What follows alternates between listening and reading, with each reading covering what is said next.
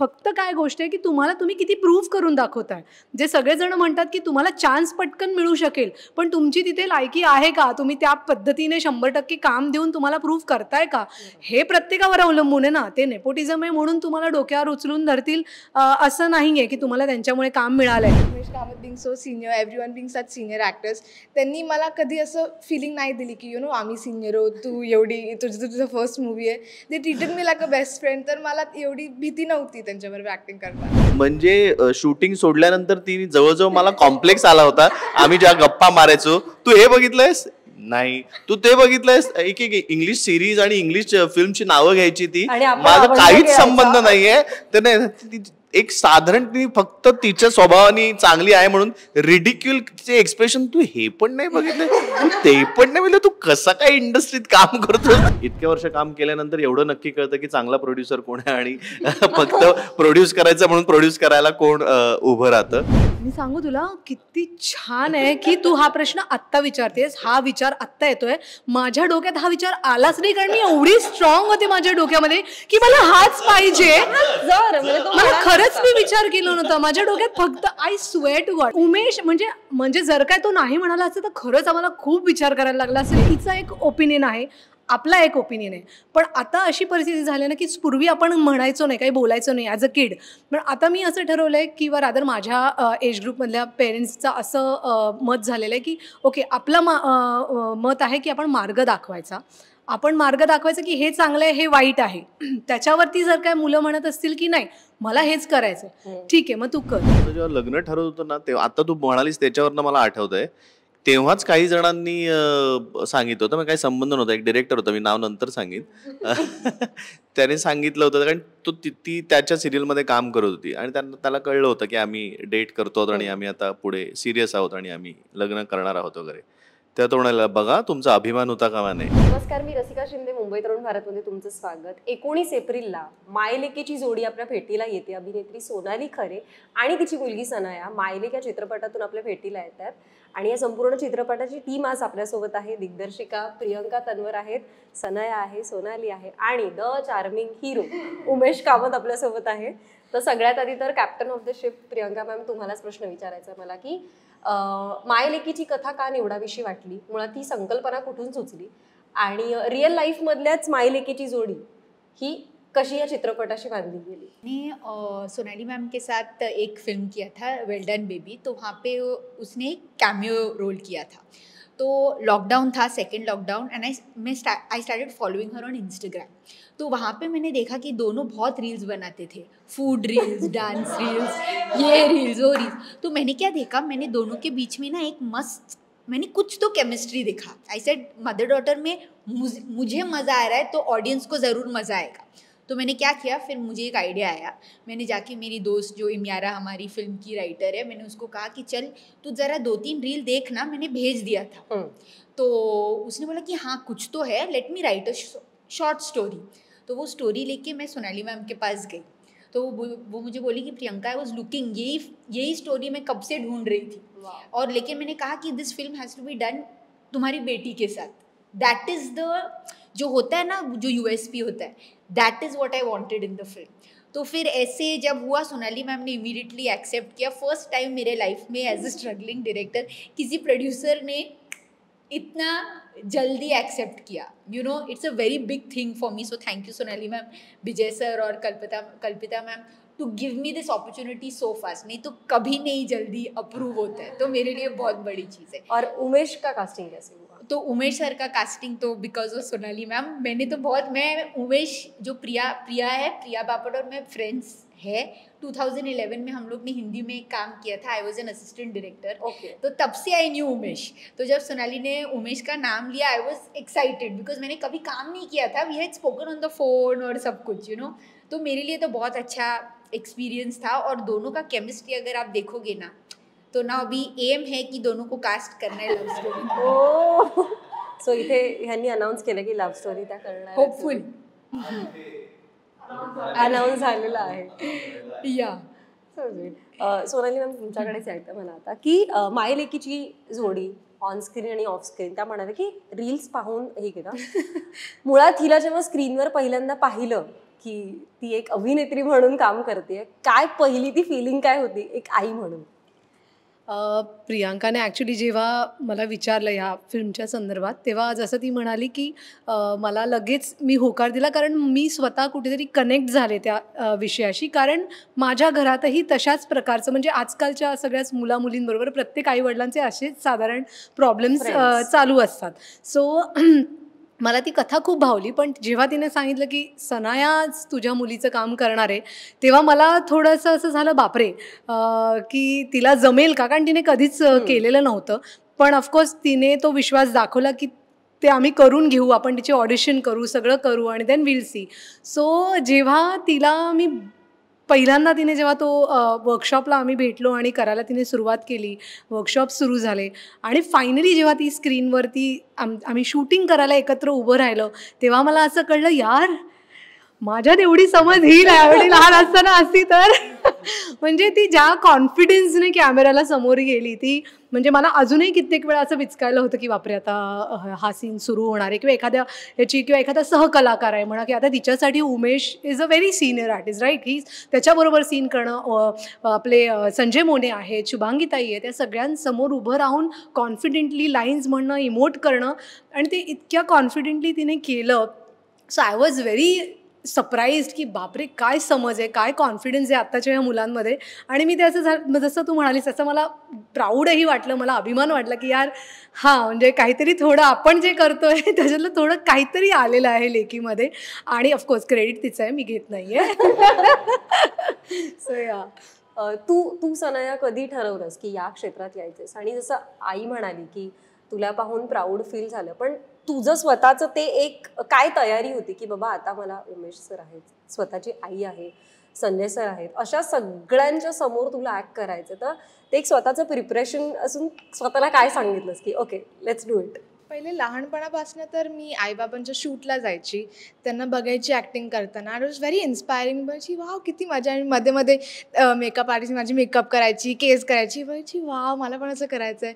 मग मी blood relation केलेली सईद दियोदर बरोबर, आणि तधी मी डिसाईड केलं की मला हेच करायचं आहे. कारण मला एवढी ती भीती नव्हती ॲक्टिंग करताना. I don't know, it was different. की मॉम कशी बोलली बिफोर यू ॲक्ट थोडी एन्झायटी असते बिफोर गोईंग ऑन स्क्रीन, पण तसं कधीच नाही झालेलं. कारण for me it was just acting like how would usually act as the character. Like in the beginning for my लेक आम्ही प्रियंका मॅम आणि योगेश माझ्याबरोबर सुरूमध्ये वर्कशॉप करवायचे. कारण I was very confident at first. आमची रीडिंग करताना मला खूप कॉन्फिडन्स नव्हता, तर मग प्रियंका मॅम आणि योगेश सर रोज माझ्याबरोबर झूमवर जायचे, क्लासेस करायचे. They used to teach me how to become Myra, how to act like her. तर त्यांनी पण खूप मदत केली मला. आणि despite Umesh Kamat being so senior, everyone being such senior actors, त्यांनी मला कधी असं फिलिंग नाही दिली की आम्ही सिनियर आहोत, तू एवढी तुझं फर्स्ट मूवी आहे. They treated me like a best friend. तर मला एवढी भीती नव्हती त्यांच्याबरोबर ॲक्टिंग करताना. So it was a good experience. मला तर उमेशचे म्हणजे एक्सप्रेशन्स कमाल होते. कसं वाटतंय म्हणजे? अरे मला आज मी पहिल्यांदा तिच्यावर इंटरव्ह्यू करतोय, तर मलाच काळजी होती, पण ती जसं आता छान बोलतेय ना, तसंच तिने तिथे सुद्धा सेटवरती छान काम केलं. आणि मी सिनियर वगैरे, मला आता उगाच मोठं झाल्यासारखं वाटतंय. आतापर्यंत मी कालपर्यंत मी हिच्यासारखाच मला वाटत होतो. आज अचानक मला उमेश सर, उमेश कामत आणि सिनियर आर्टिस्ट, सिनियर ऍक्टर मला पचत नाहीये, ते मला झेपतच नाहीये. पण मला फार छान वाटतं. आणि आता मी तिचं ऐकत होतो आणि ती खरंच ती तितकी कॉन्फिडेंट आणि तिच्यात इतकं उत्तम ह्यांचं कॉम्बिनेशन आहे ना, विजयचं आणि सोनालीचं, की तितकी गुणी आहे आणि ती तितकीच हार्डवर्किंग आहे. फक्त प्रेशर कसं काय नाही आलं तुझ्याकडे मला काही कळत नाहीये. आणि खरं मी बोलायचं म्हणून बोलत नाहीये, पण मलाच तिच्याकडनं अनेक गोष्टी शिकायला मिळाल्या आहेत. म्हणजे शूटिंग सोडल्यानंतर ती जवळजवळ मला कॉम्प्लेक्स आला होता. आम्ही ज्या गप्पा मारायचो, तू हे बघितलंयस, नाही तू ते बघितलंयस, एक इंग्लिश सिरीज आणि इंग्लिश फिल्मची नावं घ्यायची, ती माझा काहीच संबंध नाहीये. तर नाही, एक साधारण ती फक्त तिच्या स्वभावाने चांगली आहे म्हणून रिडिक्युलचे एक्सप्रेशन, तू हे पण नाही बघितलं, तू ते पण नाही बघितलं, तू कसं काय इंडस्ट्रीत काम करतोस, इथपर्यंत तिच्या डोळ्यात मला दिसत होतं. आणि मला असं झालं की अरे यार, या मुलीला काय काय माहिती. आणि हिचं सगळं म्हणजे ह्या वेळात हिचं प्लॅनिंग झालेलं आहे पुढे 15 वर्षानंतर तिला काय करायचं आहे. 15 वर्षाचं काय मला अक्कल, मला स्टेजवर म्हणजे उभं राहता येत नव्हतं मला, आणि मला इतकी भीती वाटायची, अजूनही मला भीती वाटते. पण ती हे जी काही जनरेशन आहे तीच कमाल जनरेशन आहे असं मला वाटतं, आणि इतकी कॉन्फिडंट आहे, पण ओव्हर कॉन्फिडंट नाहीये. That is a good thing. म्हणजे ती जितके सिन्सिअरली ती प्रियांकाचं आणि योगेशचं ऐकत होती, तिथं प्रेशर होतं, सगळं होतं, पण ती ज्या कॉन्फिडेंटली तिने काम केलंय मला फार मजा आली बघायला. आणि आता मी पहिला इंटरव्ह्यू आहे हा आमचा एकत्र, यापुढे मी ते एन्जॉय करणार आहे जास्त, ती जे काय बोलते आणि एन्जॉय करणार आहे. मला शूटच्या थोड्या गमती जमती ऐकायला डेफिनेटली आवडतील. म्हणजे ही रील आणि रिअल लाईफ मध्ये तर काय होत नाही. पण हे मला आज पहिल्यांदा कळलं, रील मधनं यांचं कास्टिंग झालंय. बरं, प्रोड्युसर पण तीच आणि तिचं कास्टिंग रील वरतं, म्हणजे फारच कमाल आहे. म्हणजे मी आतापर्यंत फक्त ऐकत होतो, जे इन्स्टावरती खूप जण म्हणतात अरे फॉलोअर्स महत्वाचे, मला असं वाटायचं नाही. म्हटलं तुम्ही जे आहे ते, जे तुमचे जेन्युइन फॉलोअर्स आहेत ते आहेत, नाही ते नाही, त्याच्यावरनं कास्टिंग होतं. चल असं कुठे कास्टिंग होतं, आता कळलं मला. माझ्याच फिल्म मध्ये माझ्या हिरोईनचं कास्टिंग, लीडचं कास्टिंग रील वरनं झालेलं आहे. वाव, आता मला रील्स वाढवायला पाहिजे माझे. आपण एक रील करूया, माझं पुढचं कास्टिंग त्याच्यावरती होईल. मला शूटच्या किस्से ऐकायचे की काय होते ऑन स्क्रीन ऑफ स्क्रीन, काय तुमची मायलेकीची काय धमाल असायची. ऑन स्क्रीन ऑफ स्क्रीन सी आय थिंक जे आम्ही बाहेर अदरवाईज ऑफ स्क्रीन जे आम्ही बडबड मस्ती जे करतो किंवा सतत आमचे खटके उडत असतात मधनं तर तसे खटके म्हणणार नाही, पण एक थोडं काहीतरी डिफरन्स ऑफ ओपिनियन म्हणतो आपण तसं, आणि ते तसंही तिथेही होतच होतं. आणि तिथे काय व्हायचं ना की आता ॲक्टर पण आहे, म्हणजे को ॲक्टर पण आहे आणि मुलगीही आहे. सो बऱ्याच वेळेला ती आई सतत जरा ओव्हर पॉवरिंग व्हायचा प्रयत्न करायची.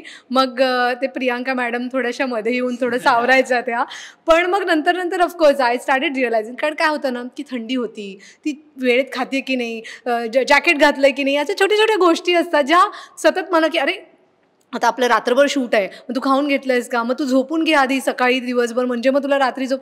आणि तिला शी तिचं असं व्हायचं की अरे हो यार नाही ना. मग त्या वेळामध्ये तिला मित्रमैत्रिणींना फोन करायचे असायचे. सो ती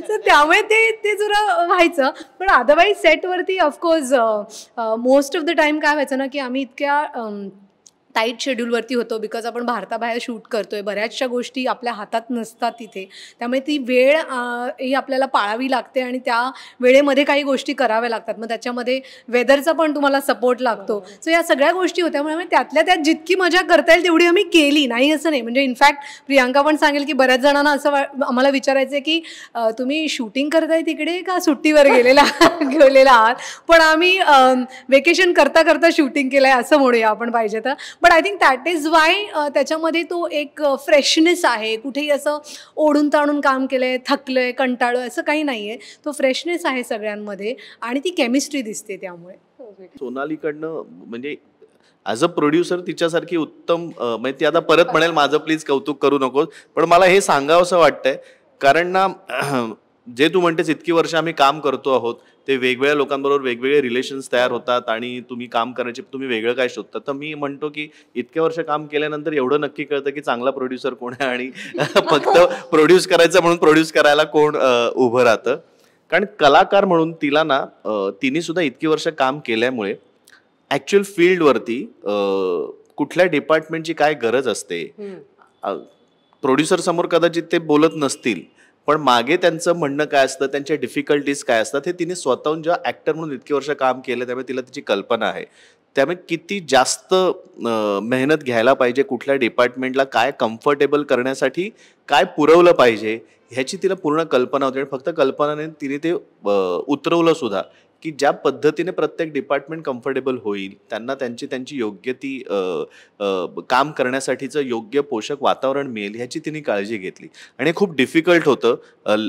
मुंबईत एक वेळ ना फिल्म शूट करणं खूप सोपं असतं कारण आपल्या हातात गोष्टी असतात, पण मुंबईच्या बाहेर परदेशात जाऊन तुम्हाला माणसं वेगळी असतात, तिकडचं जसंही म्हणाल तसं वेदर आपल्याला माहिती नाही, टाईट शेड्यूल असतं, आपलं बजेट ठरलेलं असतं, त्या बजेटमध्ये आपल्याला करायचं आहे. ते गेलं हे वायरच म्हणा, पण पण त्यावेळेला सुद्धा सपोर्ट करणं फार गरजेचं असतं. त्यामुळे मला असं वाटतं की हिच्यासारखी निर्माती असेल तर कलाकाराला खूप सोपं जातं काम करणं, कम्फर्टेबल असणं. कारण कलाकार तेव्हाच उत्तम परफॉर्म करू शकतो जेव्हा त्याला पोषक वातावरण असेल आणि छान टीम असेल. मग तुमची ना करेक्ट इमोशन्स पण महत्वाचे असतात. एक काम करण्यासाठी काम करणं वेगळं असतं. आपलं प्रोफेशन आहे म्हटलं तर आम्ही काम करणारच, त्याच्यात काहीच वाद नाही. पण एक छान टीम स्पिरिट असलं चांगलं आणि छान वातावरण असलं तर तुम्ही जास्त आपसूक मनापासून त्याला जीव लावता. एक वेगळं एक फॅमिली तयार होते. त्यामुळे मी म्हणतो की आम्ही शूट केल्यानंतर तिथे किस्से घडले नाही, जे किस्से घडले ते त्यांनी शूट केले बहुतेक. त्यामुळे तशीच फिल्म तयार झालेली आहे. सो इतकं छान वातावरण होतं तिकडे. तू काय सांग? आता मी काय सांगू? मला एक मला खरंच जोडावंसं वाटतं की तो म्हणाला तसं की तू एक अभिनेत्री असल्यामुळे तुला इथे उभं राहून तुला ते प्रॉब्लेम्स माहिती होते की मला आम्ही काय प्रॉब्लेम्स फेस केले. त्यामुळे जेव्हा निर्मितीच्या त्या क्षेत्रात आलीस तेव्हा ऑब्व्हियसली माहिती अरे हे ते डूज अँड डोंट्स असतात ना की आपण आपापलेच करतो की ओके अच्छा आता मी निर्माती झालीये तर हे नाही करायचंय, हे करायचंय, ह्याकडे लक्ष द्यायचंय. सो तुझं ते सेग्रिगेशन कसं केलंस? आणि एकूणच मराठी चित्रपटांचं एक ती गेली अनेक वर्ष गरड आहे की नाही चालत फिल्म्स किंवा बजेट नाही आहे, हे नाही. पण देन टू अलीकडे फार मराठी चित्रपट परदेशात शूट होत आहेत आणि जे खूप छान काम करतात. तर या सगळ्याचा एक निर्माती म्हणून तो अभ्यास कसा केलास? मला असं वाटतं की मी ॲक्टर होते, मग ती निर्माती झाले, मग त्यांचे प्रॉब्लेम्स, त्या साईडचे प्रॉब्लेम्स, ह्या सगळ्या गोष्टी आहेतच. पण मला असं वाटतं की प्रत्येक निर्माता जेव्हा म्हणजे या क्षेत्रामध्ये आपण जेव्हा निर्माता म्हणून येतो तेव्हा प्रत्येकाने हा विचार केला पाहिजे की आपण एक चांगली कलाकृती बनवूया. मग ते बजेट तर असतंच, पण तरीसुद्धा प्राधान्य आपण त्या प्रोजेक्टला दिलं पाहिजे, त्या कलाकृतीच्या क्वालिटीला दिलं पाहिजे. कारण अल्टिमेटली तुम्ही जे प्रेक्षकांना देणार आहात ते जर काय त्याच्यामध्ये तुम्ही ऑनेस्ट नाही राहिलात तर मग तुम्हाला रिस्पॉन्सही तसाच मिळतो. आणि मग आपण जे म्हणतो कायम की प्रेक्षक म्हणतात चांगलं येत नाही आहे आणि मग आपण म्हणतो की प्रेक्षक येत नाही आहेत. सो मला असं वाटतं की आपण प्रत्येकानेच आपल्या पद्धतीने स्वतःचं 100% दिलं पाहिजे. त्यामुळे मी जेव्हा प्रोड्युसर झाले तेव्हा माझ्या नवऱ्याचं किंवा आमचं हेच मत होतं की आपण जे काही करू ते खूप छान करू, त्याच्यात आपलं 100% देऊ. म्हणजे हा आमचा मुद्दा हा होता की कोणालाही एक तर वेळेत जेवण मिळालं पाहिजे, वेळेत पैसे मिळाले पाहिजेत, उत्तम पद्धतीचं जेवण मिळालं पाहिजे. कारण माणसं जर काय सगळी आनंदी असतील ना आपल्या सेटवरती तर ती मनाने काम करतात, आनंदाने काम करतात आणि ती जी एक पॉझिटिव्हिटी, एक एनर्जी येते ना ती त्या प्रोजेक्टला एक वेगळाच एक पुश देते. आणि आपल्यालाही असं वाटतं की आपण चांगलं काम केलं, आपण कोणाला फसवलं नाहीये, आपण कोणाची हाय घेतलेली नाहीये आणि ह्या सगळ्या गोष्टींना तुम्हाला त्याचं फळ मिळतं. तर त्यामुळे तो एक आमचा मेन हेतू होता जेव्हा आम्ही प्रोडक्शनला सुरुवात केली. सो सिंगल पेरेंटिंगचं मी असं म्हणेन की मी जेव्हा लहान होते किंवा माझे आई वडील जेव्हा मला काही एखादी गोष्ट सांगायचे तेव्हा आपण चुपचाप ऐकायचो, त्याच्यावर काही बोलायचो नाही, करायचं नाही. पण आजकालची पिढी अशी झालेली आहे की इतके सगळ्या गोष्टी त्यांना आजूबाजूला दिसत असतात. मग ते सोशल मीडियामुळे असू देत किंवा आजकाल त्यांचे मित्रमैत्रिणी ज्या प्रकारे वेगवेगळ्या समाजातनं आलेले आहेत तर ती पहिले आपण मराठी मीडियमला जायचो, तो मराठी मीडियममधली आपली मराठीच आपले मित्रमैत्रिणी असायचे. आता त्यांच्यासाठी शाळेमध्ये सुद्धा वेगवेगळ्या प्रकारचे मित्रमैत्रिणी आहेत. मग गुजराती आहेत, पंजाबी आहेत, ख्रिश्चन आहेत, सगळेच आहेत, बरोबर. पण त्यामुळे काय झालं की त्यांना प्रश्न पडतात आणि ते प्रश्न ते विचारतात आणि आपण त्याच्यावर ते उत्तर दिलं, त्यांना ते नाही पटलं तर त्याच्यावर ते आणखीन प्रश्न विचारतात. सो मला असं वाटतं की एखादी गोष्ट जसं तू मगाशी म्हणालीस की मी बघितलं काय वाद हे होतं, खटके होतात, तर खटके म्हणण्यापेक्षा तिचा एक ओपिनियन आहे, आपला एक ओपिनियन आहे. पण आता अशी परिस्थिती झाली ना की पूर्वी आपण म्हणायचो नाही, काही बोलायचो नाही ॲज अ किड. पण आता मी असं ठरवलं आहे किंवा रादर माझ्या एज ग्रुपमधल्या पेरेंट्सचं असं मत झालेलं आहे की ओके आपलं मत आहे की आपण मार्ग दाखवायचा की हे चांगलं आहे, हे वाईट आहे. त्याच्यावरती जर काय मुलं म्हणत असतील की नाही मला हेच करायचं, ठीक आहे मग तू कर. दाखवण्याचं काम माझं होतं. आता तुला त्याच्या व्यतिरिक्त तुला कॉफी प्यायची असेल आणि उद्या त्याचा तुला काहीतरी साईड इफेक्ट, तुला ॲलर्जी येते वगैरे ते व्हायचं असेल तर मग that is your responsibility, that is your decision आणि मग त्याचे परिणाम तुला भोगावे लागतील. सो हा बदल झाला आहे असं मला वाटतं की मी असं समजेन माझ्यामध्ये की मी तिला सगळं ते सांगायचा प्रयत्न करते. आणि मायरा म्हणजे आमच्या फिल्ममध्ये सुद्धा आई मुलीचे जे नाते आहे ते खूप वेगळं आहे जरा, कारण ती सिंगल पेरेंट आहे आणि त्याच्यामध्ये ती बाहेर देशी राहते, लंडनमध्ये राहते, तिला तिला स्वतःचं रेस्टॉरंट काढायचं आहे, महाराष्ट्रीयन रेस्टॉरंट, तिची स्वप्न आहेत आणि त्या दोघी खूप छान मैत्रिणी आहेत. पण कुठेतरी एक काय म्हणतात ना, मिसकम्युनिकेशन, मिसअंडरस्टँडिंग, या गोष्टी स्वप्नांच्या मागे धावता धावता काय होतात आणि त्याचा रिलेशन्सवरती काय परिणाम होतो हे आपण साधारण दाखवायचा प्रयत्न केला आहे. तुला मला विचारायचं होतं की तू ह्यांच्याकडून काय काय क्वालिटीज घेतल्या, कारण तू म्हणालीस मगाशी आपण बोलताना पण की पुढे तुला याच क्षेत्रात करिअर करायचंय तुझं, तर त्यांच्याकडून काय क्वालिटीज घेतल्यास? आय थिंक मी खूप काय काय शिकली आहे फिल्ममधनं. ही फिल्म माझ्यासाठी एक लर्निंगच होती, पण मेनली त्यांच्याकडनं डिसिप्लिन शिकली आहे. कारण आम्ही किती मस्ती मजा करायचो ना, कॅमेरा पुढे आला आणि ॲक्शन बोललं आहे, प्रियांका मॅम कधी ॲक्शन बोलली तधी त्यांचं पूर्ण मूडच बदलायचं. They used to be in the character. म्हणजे मजा मस्ती गेली, आता ते डिसिप्लिन, आता ते कॅरेक्टर झाले आहेत. You know, that is very lovely to watch. आणि secondly being down to earth. कारण ते you know, once you imagine actors, अगर मी if I thought of any actor about meeting them, तर मला वाटेल की यू नो त्यांच्याकडे खूप ॲटिट्यूड असेल, यू नो, कारण ते ॲक्टर आहेत, त्यांना खूप गर्व असेल.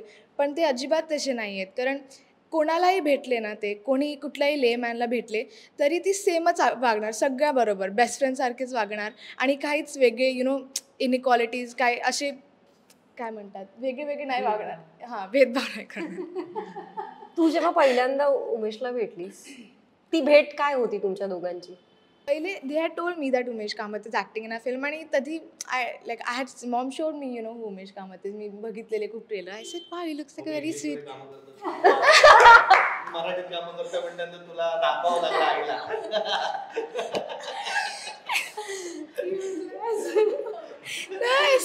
He looks like a very sweet man, खूप हँडसम पण दिसतं. आय सेड ठीक आहे. Then finally when he came for the reading, मी बघितलं आणि फर्स्ट ऑब्व्हियसली मी खूप थोडी अशी होती, कारण यू नो उमेश कामत आणि मी सनाया आनंद. मी बघितलं, आम्ही भेटलो, मग he started you know being all like cool with me, की कशी आहेस, काय चाललंय, शाळेत काय चाललंय. And then used to ask me about my friends, हे ते. And then used to start treating me like his you know own friend. तर that was our first experience. आणि मग नंतर मग तिने तुला प्रश्न विचारायला सुरुवात केली ना? मॅम, मला तुमच्याकडे यायचं आहे की जेव्हा लीडमध्ये एखादी स्त्री कलाकार असते, तर ऑब्व्हियसली तिच्याकडून आता ऑब्व्हियसली ह्यांची जी फिल्म आहे त्याच्यामध्ये बऱ्याच आई ही तिच्याकडून इन्स्पिरेशन घेतील. तर एक डिरेक्टर म्हणून तुमचं ते काय विजन होतं की मला ही गोष्ट आजच्या पॅरेंट्सपर्यंत पोहोचवायची आहे? तो यंगर जनरेशन है. I am a generation younger than Sonali end Umesh. तो क्या होता है कि यू सी कि मेरे जो दोस्त हैं वो बहुत स्ट्रॉन्ग हेडेड होते हैं. I have lots of female friends, क्योंकि I was in a girls school ऐसा. तो मैंने देखा कि हैविंग अ सिंगल मदर जो फिल्म में एक्ट करती है इज़ एन इंस्पिरेशन टू बहुत सारे सिंगल मदर्स. यू नो, उनको मतलब कॉन्फिडेंस देने के लिए कि you can raise a child on your own, you can be a mother and a father. You know, तो इसलिए वो मैसेज बहुत इम्पॉर्टेंट था. क्योंकि जो हमारी लेखिका है, जो इमियारा है, वो भी she is a strong feminist. वो भी बोलती है कि no, we should write about that so women can you know get inspiration from the film से इंस्पिरेशन मिल सकता है. तो दैट वॉज द एम कि फिल्म में single mother is important, but you also need, single mothers can't अकेले नहीं कर सकते, यू नीड दैट सपोर्ट. तो जब आप फिल्म देखोगे you will see the support she gets from Umesh. तो दैट वाज द एम, फिल्म में वही था, दैट वाज द थॉट बिहाइंड इट. सपोर्टबद्दल बोललेच आहे, तर उमेश मला पुन्हा तुझ्याकडे यायचं आहे की गेली अनेक वर्ष तू आणि प्रिया एकमेकांना ग्रो होताना पाहिलं आहे, एक कलाकार म्हणून आणि एक उमेश म्हणून पण आणि प्रिया म्हणून एकमेकांना ग्रो होताना पाहिलं आहे. पण बऱ्याचदा असं होतं की जेव्हा आपला पार्टनर म्हणजे फिमेल पार्टनर एक पाऊल पुढे जातो तेव्हा आपल्यात काही नसतं, म्हणजे बिंग तुम्ही नवरा बायको तुमच्यात सगळं काही व्यवस्थित आहे, पण त्याचे ट्रोलर्स असतात ना की ती काहीतरीशी काडी फेकायची, तर त्या सगळ्याकडे तू कसं पाहतोस? आणि प्रियाला एक नवरा म्हणून कायम तू कशा पद्धतीने सपोर्ट केलास, म्हणजे तो मेंटली असेल किंवा काही कशा पद्धतीने तुझा सपोर्ट प्रियाला असतो? तू आता प्रश्न विचारलास याचा अर्थ तुला पण ते काडी घालावीशी वाटते का? मला जाणून घ्यायचंय, कारण सेम क्षेत्रात काम करत असताना ते एकमेकांना म्हणजे ती तुला काही गोष्टी टिप्स देत असतील, तू देत असशील, पण कधी कधी काय होतं की ते हेल्दी कॉन्व्हर्सेशन हवं. ते असं नको व्हायला की तू मला का सांगतोयस किंवा मी तुला का सांगते, मी का ऐकू. तो काइंड ऑफ कोणामध्ये येऊ तुला शकतो. हो ऍक्च्युली सांगू का खरं, मी आमचं जेव्हा लग्न ठरवत होतं ना तेव्हा, आता तू म्हणालीस त्याच्यावरनं मला आठवतंय, तेव्हाच काही जणांनी सांगितलं होतं, मग काही संबंध नव्हता, एक डिरेक्टर होता, मी नाव नंतर सांगेन. त्याने सांगितलं होतं कारण ती त्याच्या सिरियलमध्ये काम करत होती आणि त्याला कळलं होतं की आम्ही डेट करतो आणि आम्ही आता पुढे सिरियस आहोत आणि आम्ही लग्न करणार आहोत वगैरे. तेव्हा तो म्हणाला, बघा तुमचा अभिमान होता कामा नये असं त्यांनी असं तेव्हा ती येऊन मला सांगितली होती. म्हटलं ठीक आहे, झालं तर बघू ना पुढे, आता काय त्याचा विचार करायचा. पण टचवूड तसं काही नाहीये अगदी फ्रँकली सांगायचं तर. आणि प्रिया खरंच हिंदीत इतकी छान छान कामं करते, मी हिंदीत काही कामं करत नाहीये. पण मला कारण माझे एम आणि माझे प्लॅन्स वेगळे होते. माझं असं कधीच नव्हतं की मला हिंदीत काम करायचं आहे, मला हिंदी सिनेमे करायचे आहेत, मला कधीच वाटलं नाही. आणि थँक गॉड आत्ताची परिस्थिती ती आहे की आता हिंदी असं राहिलं नाही, तर लँग्वेजेस, रिजनल लँग्वेजेसही तितकेच महत्त्वाचे झालेले आहेत. म्हणजे रिजनल लँग्वेजेसमधल्या फिल्म्स आता इतक्या मोठ्या झालेल्या आहेत. मराठीला अजून व्हायचं असं मला वाटतंय, पण ते त्या पथावर आहे. पण खरंच आपण जेव्हा साऊथ फिल्मच्या बद्दल बोलतो, आता तर बंगाली म्हणा किंवा पंजाबी म्हणा, गुजराती म्हणा, या फिल्म सुद्धा आता मोठ्या मोठ्या व्हायला लागलेल्या आहेत. सो मराठी फिल्म सुद्धा डेफिनेटली अनेक वर्ष आपण त्याच्या कॉन्टेंटवर एवढं बोलत आलेलो आहोत. मला ना त्यामुळे माझं असं कधीच अम्बिशन नव्हतं की मला हिंदीत काम करायचं. ते एक वेळ कदाचित असतं तर काहीतरी, अरे यार तिला हिंदीत काम मिळत आहे, तरी नसतंच झालं. पण तरी मला असं वाटतं की तेव्हा एक वेळ झालं असतं. माझी अम्बिशन वेगळी आहे, तिची वेगळी आहे. माझी काम करायची पद्धत वेगळी आहे, तिची वेगळी आहे. माझं कामाकडे बघण्याचा दृष्टिकोन वेगळा आहे. आणि ती माझ्यापेक्षा जास्त, रादर मी तिच्याकडनं इन्स्पायर होतो अनेकदा की तिचं जरा अतिच डेडिकेशन आहे असं मला वाटतं सगळ्याच बाबतीत. तर माझं असं म्हणतं, चिल मार जरा, एवढे डेडिकेशन बरं नाही, मला नाही झेपत एवढं डेडिकेशन. एक वेळ मी जरा त्या मनाने रिलॅक्स असतो बऱ्यापैकी. पण ते तिला आवडतं आणि मला ते आवडतं, पण मला ते व्हायचं नसतं. माझं म्हणणं आहे की तुला जसं हवंय तसं तू कर बाबा डेडिकेशननी काम, माझ्या डेडिकेशननी मी काम करीन. सो मला कौतुक वाटतं तिचं, ती ज्या पद्धतीने काम करते, ज्या पद्धतीने तिला हवी ती कामं, ती खूप चुझी आहे, अतिच चुझी आहे ती. म्हणजे तिला नाही जरा जरी खटकलं तरी ती नाही म्हणते कामाला, अगदी बिनधास्त. म्हणजे जरी काम नसताना नाही म्हणणं खूप गरजेचं असतं, म्हणजे खूप कठीण असतं. जेव्हा आपल्याकडे कामं नसतात तेव्हा एखादं प्रोजेक्ट आलं आणि जरा ते मनासारखं नसेल तरी नाही म्हणण्याला मोठं धाडस लागतं, कारण आपलं प्रोफेशन आहे ऍक्टर.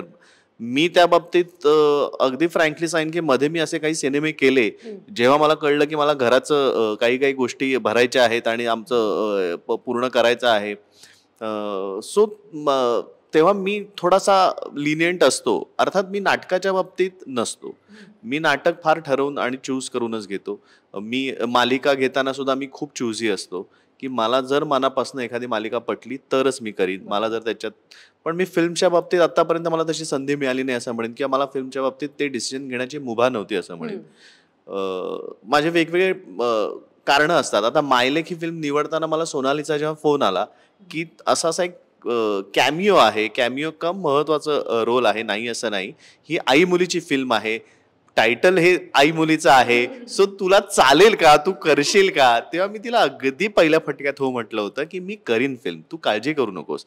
मी अदरवाईज लेंथ बघीन किंवा मी कॅरेक्टर काय आहे ते बघीन, मी फिल्म वाचीन, मी फिल्म वाचल्यानंतर ठरवीन की ह्या कॅरेक्टरचा इम्पॉर्टन्स काय आहे आणि हे कॅरेक्टर मला किती एक्साइट करतं आहे काम करण्यासाठी, जरी त्याची लेंथ कमी असेल तरी सुद्धा.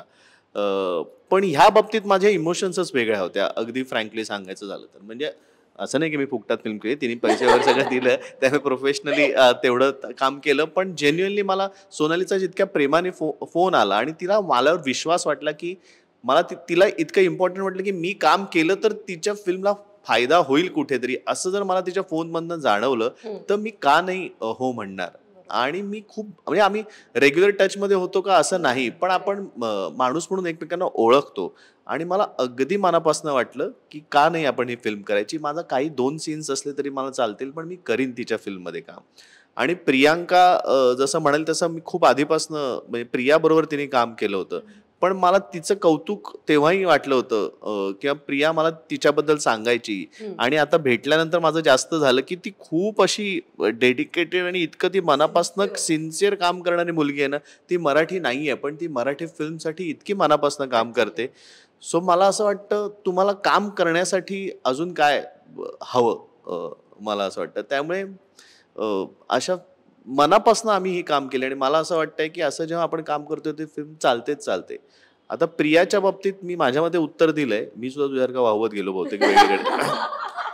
पण त्यामुळे प्रियाच्या आणि माझ्या बाबतीत जसं चॉईस वेगळा तसं आमच्यात आतापर्यंत तसे काही मतभेद झालेले नाही आहेत किंवा एक पाऊल तू पुढे आहेस की एक पाऊल. पण हे कोण ठरवणार एक पाऊल कोण पुढे आणि एक पाऊल कोण मागे आहे. ती तिच्या वाटेने चाललेली आहे, मी माझ्या वाटेने चाललेलो आहे. मी माझ्या आधीच्या पावलाच्या पुढे एक पाऊल घेतलेलं आहे, तिने तिच्या पावलाच्या पुढे एक पाऊल टाकलेलं आहे. मला तिचं कौतुक आहे, तिला माझं कौतुक आहे, मला तिचा रिस्पेक्ट आहे, तिला माझा रिस्पेक्ट आहे. तोपर्यंत छान चाललंय आमचं.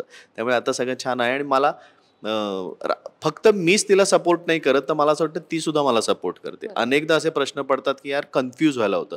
ह्या बाबतीत जेव्हा आम्ही कन्फ्यूज होतो तेव्हाच आम्ही एकमेकांना विचारतो. अदरवाईज आम्ही आमचे डिसिजन्स घेतो की मी हे करतोय असं मी सांगतो. मला हे आवडलंय मी करतोय, मला ते नाही आवडलं मी नाही करत आहे. पण अरे मला कळत नाहीये मी करू की नको करू, तेव्हा आम्ही एकमेकांशी बोलतो.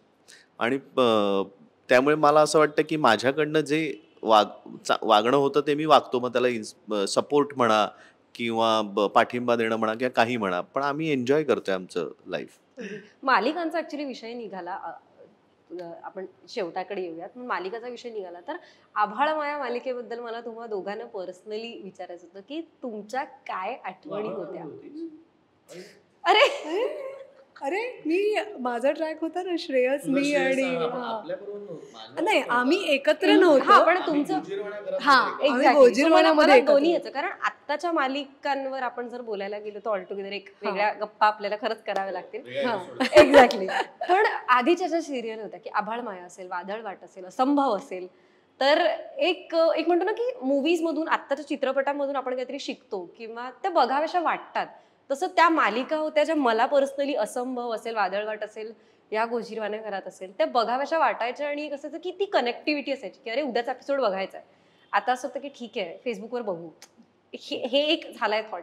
तर मला तुमच्या आभाळ मायाबद्दलच्या आणि या गोजीरवाण्या घराच्या थोड्या आठवणी आणि थोडे किस्से नक्की ऐकायला आवडतील. आय थिंक आभाळ मायामध्ये जसं म्हटलं आम्ही एकत्र नव्हतो, आमचे वेगळे ट्रॅक होते. गोजीरवाण्या घरामध्ये आम्ही एकमेकांचे ऑपोजिट होतो आणि त्यात मी नंतर मेंटल झाले असं दाखवलेलं होतं.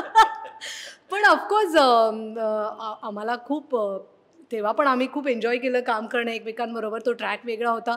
बट तू जसं म्हणालीस की तेव्हाच्या मालिका अजूनही आठवतात आणि त्या आवडलेल्या होत्या आणि आत्ताच्या मालिकां whatever comparison you doing, मला असं वाटतं त्यावेळेस या मालिकांचा आम्ही भाग होतो याचा इतका अभिमान आहे आत्ता. आणि त्या मालिकांमधून ती एक संस्था होती, ती एक प्रशिक्षण संस्था होती त्यावेळेच्या मालिका दिग्दर्शक, सहकलाकार.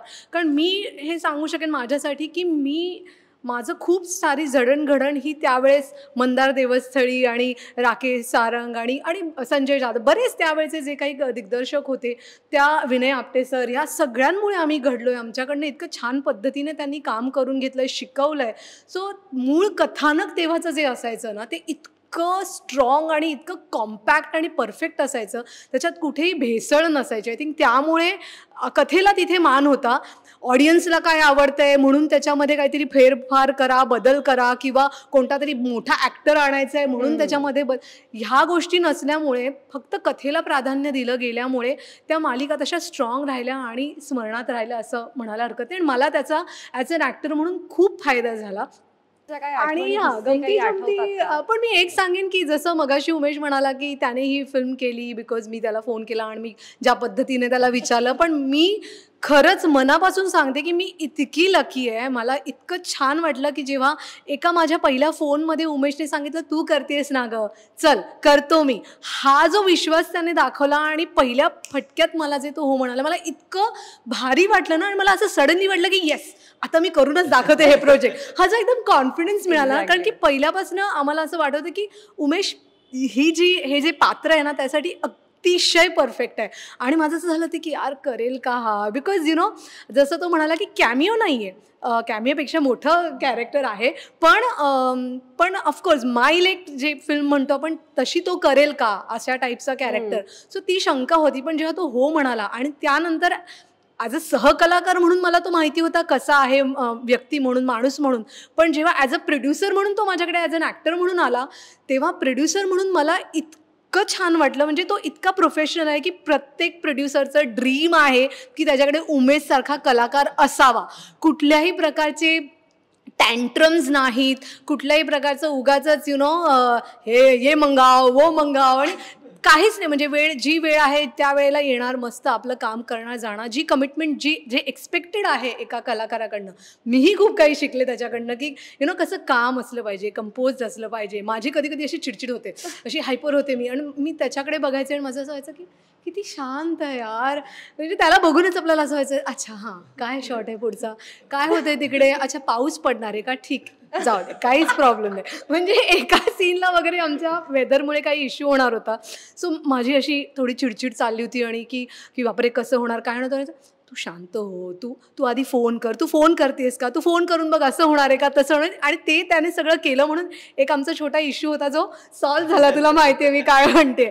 पण ते खूप महत्त्वाचं आहे यु नो एका प्रोड्युसरला कलाकारांकडनं सुद्धा तो सपोर्ट मिळणं आणि सपोर्टिव्ह असणं. So I am so lucky की माझ्या पहिल्या फिल्मसाठी मला इतकी सुंदर टीम मिळाली.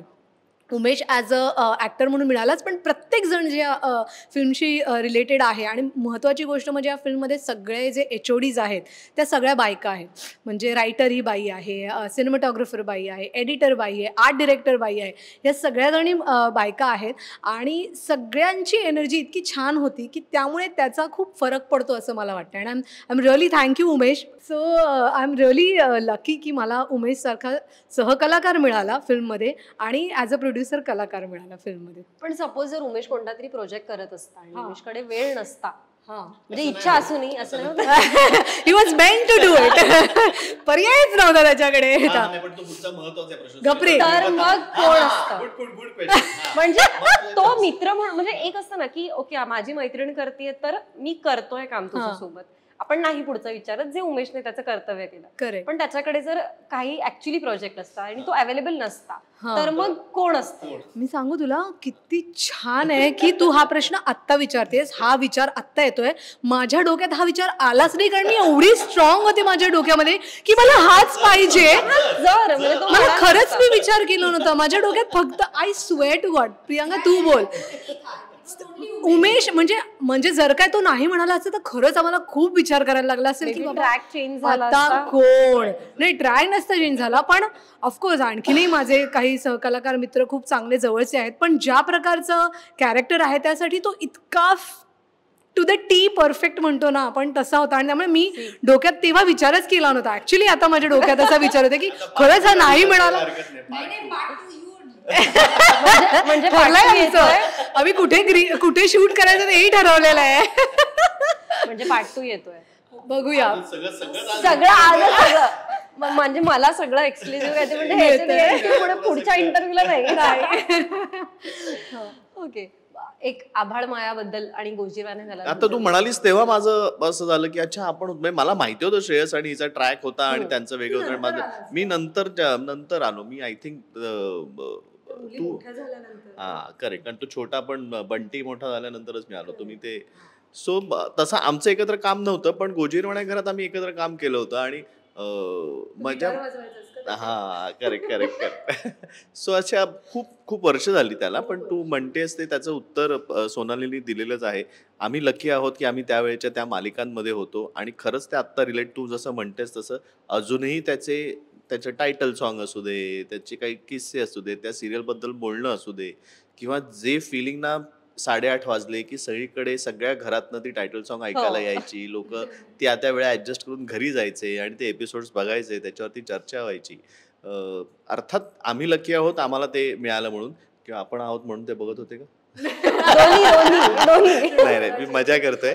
पण ते टीमचं खरंच होतं. तेव्हाचे लेखक, तेव्हाचे अर्थात चॅनलमधनं जे कोणी EPs असतील म्हणा किंवा क्रिएटिव्ह लोक असतील, आर्टिस्टच्या हातात हात घालून ती प्रोजेक्ट्स बनत असतील म्हणा, त्यांचे डिसिजन्स असतील म्हणा, त्यांना काय पद्धतीचे ट्रॅक्स हवे असतील, गोष्ट करायची असेल, अशा अनेक गोष्टी त्याला तेव्हा ते कुठेतरी मला असं वाटतं तेव्हा डेली सोपची सुरुवात झाली, प्रायव्हेट चॅनल सुरू झाली होती.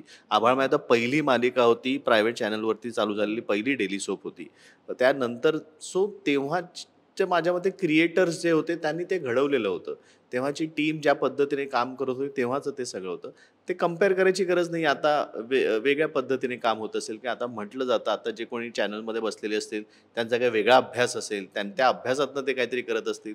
पण माझ्या मते त्या सिरियलची मजा काही औरच होती. So we are lucky enough to तेव्हाच्या काळात आम्ही त्या सिरियल्समध्ये काम करू शकलो.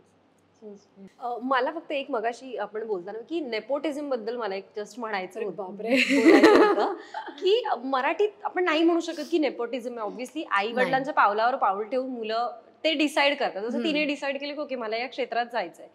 पण हिंदीमध्ये जर कोणाला कास्ट केलं, आपल्या मुलाला आणलं की पटकन नेपोटिझम हा ठप्पा लावला जातो.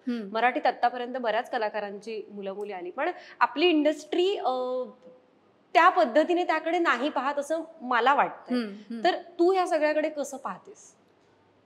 जसं तू आता म्हणालीस की मराठीमध्ये एवढं नाही पाहिलं जात, एवढा अजून आपल्याकडे त्याचा गाजावाजा केलेला नाहीये आणि आपण इम्पॉर्टन्सही देत नाही त्याला.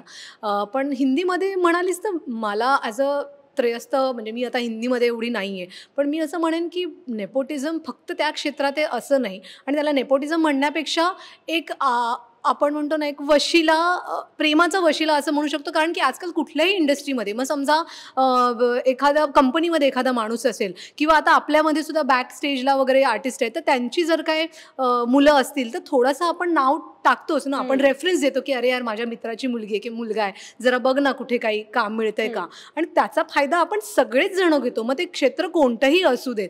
फक्त काय गोष्ट आहे की तुम्ही किती प्रूव्ह करून दाखवताय. जे सगळेजण म्हणतात की तुम्हाला चान्स पटकन मिळू शकेल, पण तुमची तिथे लायकी आहे का, तुम्ही त्या पद्धतीने 100% काम देऊन तुम्हाला प्रूव्ह करताय का, हे प्रत्येकावर अवलंबून आहे ना. ते नेपोटिझम आहे म्हणून तुम्हाला डोक्यावर उचलून धरतील असं नाही आहे की तुम्हाला त्यांच्यामुळे काम मिळालंय. ती तुमची क्षमता दाखवणं ते तुमच्या हातात आहे. त्यामुळे मार्ग सोपा होतो आतमध्ये शिरण्याचा, ते कदाचित तुम्हाला फेवर मिळतं. पण ते फक्त मग फिल्म इंडस्ट्री किंवा टी व्ही इंडस्ट्री आपल्या क्षेत्राशीच निगडीत नाही आहे, ते सगळीकडे आहे. आणि प्रत्येकजण आपापल्या लोकांना पुढे न्यायचा प्रयत्न करत असताना त्यात काहीच वावगं नाही आहे. So coming back to end, तू काय सांगशील? पहिली फिल्म आहे तर प्रेक्षकांना काय म्हणू आपण त्याला, कसं बोलवशील की या आणि थिएटर, जर ही म्हणाल की OTTची वाट ऍक्च्युली पाहू नका, थिएटरमध्ये जाऊन बघा, काय सांगशील? ही माझ्या जनरेशन बरोबर खूप रिलेटेबल फिल्म आहे, कारण it shows a side of the story also. Usually films दाखवतात की आईबाबांना कसं वाटतं, त्यांची मुलं असे वागतायत, त्यांची पर्स्पेक्टिव्ह. पण ह्या फिल्ममध्ये आमची पण पर्स्पेक्टिव्ह दाखवते, कारण आमच्या शाळेत काय घडतं आणि त्याच्यामुळे आम्ही कसे वागतो आईबाबांकडे. तर आमची साईड पण दाखवते आणि आईबाबांची साईड पण दाखवते.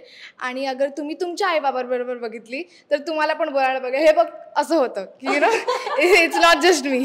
तर that's it's very relatable and you should watch it and watch me, कारण माझं पण पदार्पण आहे आणि I am very excited for to see it. बरं, मायलेक 19 एप्रिलला येतोय, तर जाता जाता प्रेक्षकांना काय सांगाल? मी एवढंच म्हणेन की जसं मला वाटलं की ही माझ्याच घरातली कथा आहे, तसंच मी सांगू इच्छिते की तुम्हालाही ही कथा बघितल्यानंतर अशी कुठेतरी जाणीव होईल की कशा पद्धतीने ह्या मुलांबरोबर आजकाल, मग ती आई असू दे, वडील असू देत, मुलगा असू देत किंवा मुलगी असू देत, जे कम्युनिकेशन आहे ते कशा पद्धतीचं आजकाल असलं पाहिजे. कुठे आपण कदाचित थोडीशी गल्लत करतोय समजण्यामध्ये एकमेकांना, मग ती मुलांनी आपल्याला समजण्यामध्ये असेल किंवा आपण मुलांना समजण्यामध्ये असेल, तो बॉन्ड कितीही काय झालं तरी खूप स्ट्रॉंग असतोच, ते नातं खूप घट्ट असतंच. पण तरीसुद्धा त्याच्यामध्ये कधी कधी स्पीड ब्रेकर येऊ शकतो आणि त्याच्यामधनं कसं सावरायचं, हे जर काय तुम्हाला त्याचा आनंद घ्यायचा असेल, ते जाणून घ्यायचं असेल, तर मायलेक नक्की थिएटरमध्ये जाऊन बघा. आम्ही सगळ्यांनी जसं नेहमीच आपण म्हणतो प्रत्येकजण मेहनत घेतं, प्रत्येकजण मनापासून काम करतं, तसं आम्ही केलं आहे आणि आम्हाला खात्री आहे की ही फिल्म तुम्हाला नक्की आवडेल. तर OTTवर वगैरे यायची वाट बघू नका आणि थिएटरमध्ये जाऊन ही फिल्म नक्की बघा, कारण आपल्या मराठी सिनेमाला या सपोर्टची खूप गरज आहे. सो एवढंच मी सांगेन. मॅम, तुम्ही काय सांगाल? सुरुवात दिग्दर्शकाकडून, उमेश म्हणाला की सुरुवात आणि शेवट दिग्दर्शकाकडून. तो ये फिल्म मेरे लिए बहुत बहुत बहुत क्लोज है. It is a film that, जैसे सोनाली और उमेश और सनाया ने कहा है, ये film was not a film नहीं था मेरे लिए. मेरे लिए film making is not a job, काम नहीं है. This is part of my life. मुझे रोना आ रहा है. So please go watch a film.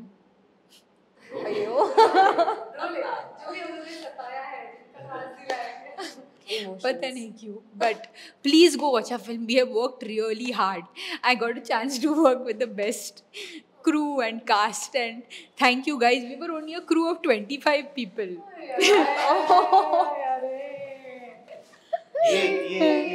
ये है इसके लिए आया. हाँ, so हाँ, we were crew सिर्फ 25 people. It's not easy to shoot in London with 25 people, and it was a very connect होतोय आम्ही, त्याचं काय म्हणायचं. सो प्लीज जाके फिल्म देखना, थिएटर में जाके फिल्म देखना, अपने फ्रेंड्स के साथ देखना. Non Marathi audience, I am a non Marathi director, please go watch the film. And I am sure जितना मज़ा हम लोग ने फिल्म शूट करते वक्त किया, आपको देख के भी बहुत मज़ा आएगा. एंड इट रियली आपके दिल तक पहुंच जाएगा ये फिल्म, अपना फिल्म. तो please go watch a film. Thank you and sorry for crying. नाही खरंच, पण म्हणजे माझ्या पण, आणि ऍक्च्युली ह्या अशा टीम व्हिजिटला पहिल्यांदाच असं झालं की, म्हणजे ते डिरेक्टर एक म्हणतात ना की प्लीज बघा, पण त्या प्लीज मध्ये ते जे आतून आले ते पहिल्यांदा आले. तर खरंच 19 एप्रिलला मायलेक चित्रपट प्रदर्शित होतोय, आणि जसं सोनाली म्हणाली की OTT रिलीजची वाट पाहू नका, चित्रपटगृहात जाऊन पहा. आणि ऑफकोर्स उमेशचं काम बघण्यासाठी तर म्हणजे मी आमची जनरेशनही जाईल. तर नक्की ही फिल्म पहा. तुम्हाला कशी वाटते त्याच्या तुमच्या प्रतिक्रिया आमच्यापर्यंत, त्यांच्यापर्यंत सोशल मीडियामार्फत पोहोचवा. तर पुन्हा एकदा भेटूयात नव्या आणखी एक टीमसोबत. तोपर्यंत तुम्हाला सगळ्यांना खूप खूप शुभेच्छा. तुला पुढच्या वाटचालीसाठी खूप खूप शुभेच्छा. Thank you so much.